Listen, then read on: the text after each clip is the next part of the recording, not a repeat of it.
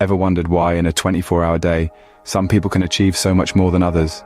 The answer is simpler than you might think, and it all comes down to time. Time is the great equalizer.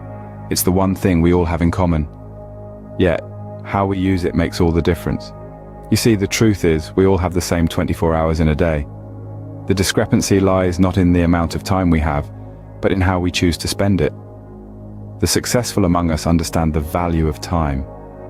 They know that every moment wasted is a step away from their goals. On the other hand, those who struggle often fall into the trap of wasting time, not realizing that this is the very thing holding them back. They fail to recognize that time is a non-renewable resource. It's the one thing you can't get back once it's gone. Remember, it's not about having time, it's about making time. I once knew a man, let's call him John, who was a chronic time waster.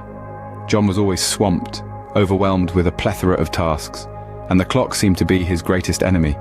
His days were filled with a constant feeling of racing against time, and yet he never seemed to have enough. But one day, John realized something crucial. The problem wasn't a lack of time, it was his misuse of it.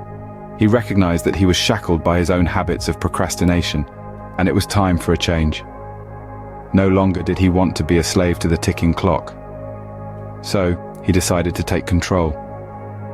He began by prioritizing his tasks, identifying what was essential and what could wait.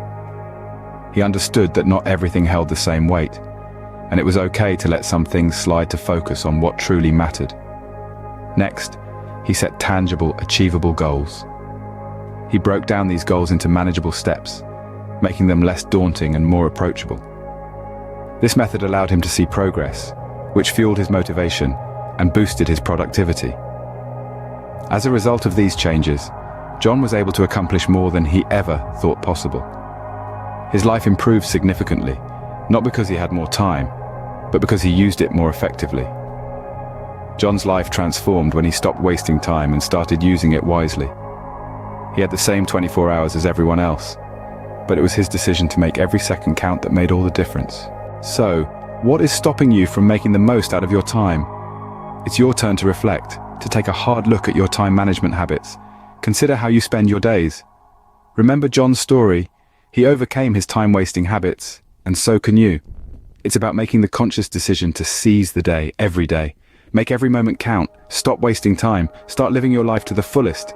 Your time starts now.